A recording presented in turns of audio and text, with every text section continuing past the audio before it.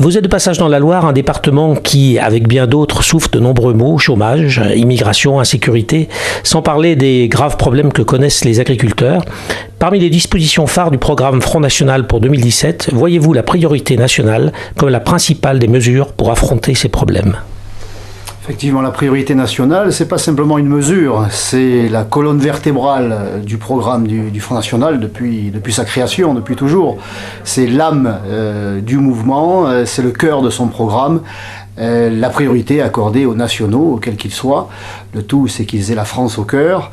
Et parce que c'est une question de justice. La justice sociale passe par la préférence, la priorité nationale.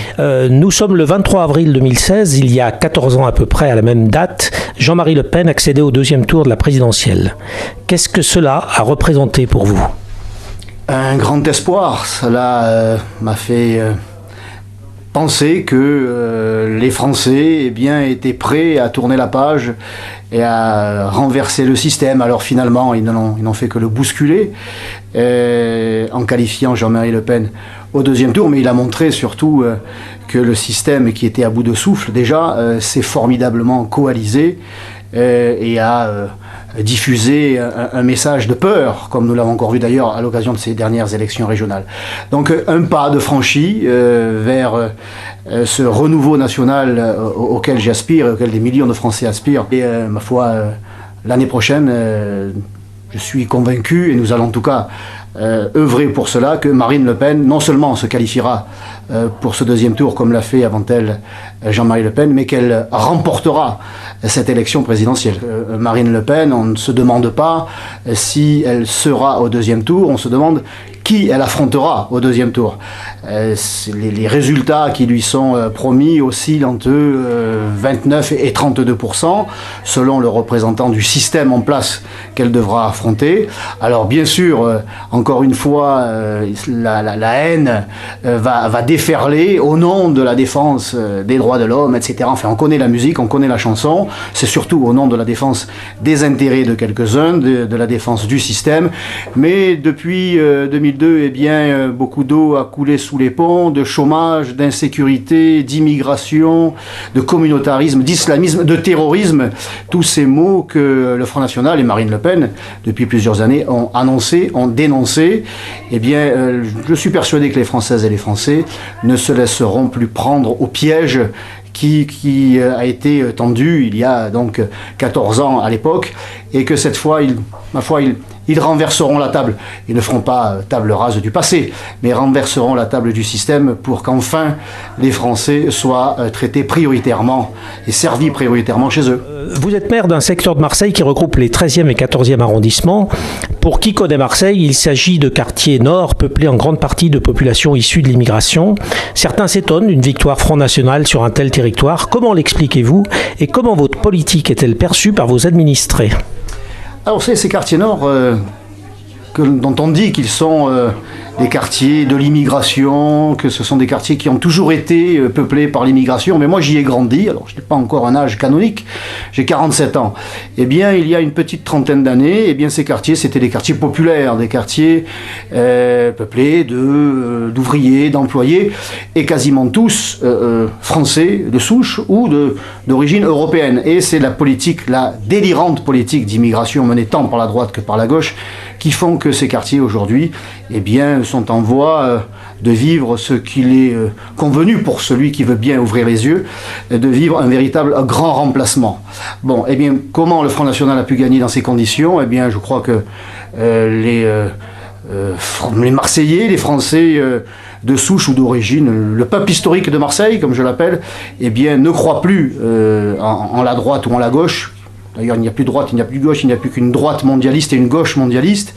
Et c'est tourné, bien sûr, vers le Front National et vers notre liste. Et quant à ces Français d'origine étrangère, dont beaucoup sont originaires d'Afrique du Nord, mais aussi des Comores, eh bien, ils ont sans doute compris qu'ils étaient les otages d'un système, qu'ils étaient enchaînés à un système qui se servait d'eux, sans jamais finalement les faire avancer dans la vie, les faire progresser, les faire se libérer, je dirais.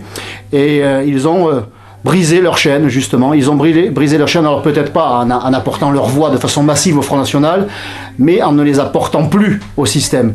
Alors notre travail, c'est de montrer depuis 2 ans que nous savons faire mieux que les autres, que nous œuvrons dans l'intérêt général de tous les Français, quels qu'ils soient, quelle que soit leur origine, leur couleur ou leur religion. Nous rappelons quand même que ce pays est un pays de tradition chrétienne, mais que nous sommes aussi ouverts à celles et ceux qui veulent le rejoindre, qui respectent les traditions, les coutumes, etc. Et qu'à partir de là, eh bien, le message et l'action du Front National est non seulement comprise, mais soutenue.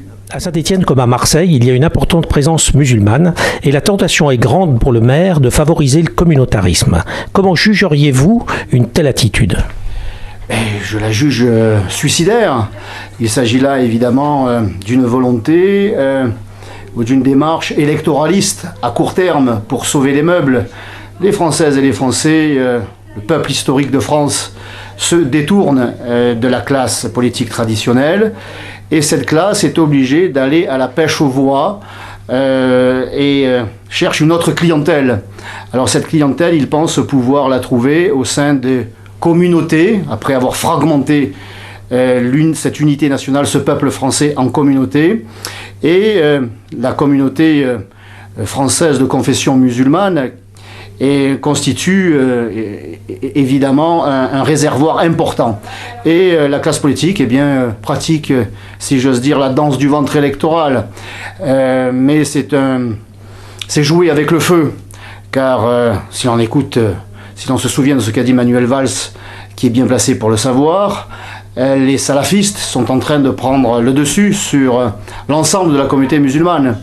Et une petite minorité agissante peut entraîner la majorité dormante. Alors aujourd'hui, donner à certains bien sûr, car je ne mets pas tout le monde, tous les Français musulmans dans le même panier, pas d'amalgame 5 mg à prendre chaque matin bien sûr, mais il faut quand même avoir conscience qu'il y a une minorité agissante et qui est passé à l'acte, et on en connaît le prix du sang aujourd'hui.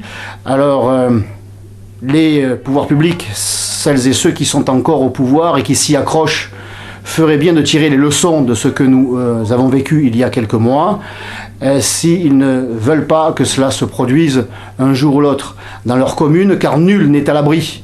Le préfet de police de Marseille me disait encore il y a quelques jours dans son bureau, alors que Jean-Claude Gaudin répète à l'envi qu'à Marseille, c'est différent. À Marseille, toutes les communautés vivent ensemble, etc., etc. Sans doute grâce à l'OM, peut-être grâce à la tapenade, au soleil, au Vieux-Port, je ne sais pas. Quels sont ses arguments parce qu'il ne les donne pas. Eh bien, le préfet de police, lui, a eu un langage de vérité en me disant qu'à Marseille, eh bien, le danger islamiste n'est pas plus important qu'ailleurs, mais il ne l'est pas moins. Il ne l'est pas moins. Alors, ce qui peut se passer à Marseille, ce qui s'est passé à Paris, peut se passer à Marseille, peut se passer à Saint-Étienne, peut se passer désormais partout. Alors, il n'y a qu'une seule communauté à promouvoir dans ce pays, c'est la communauté nationale, une et indivisible.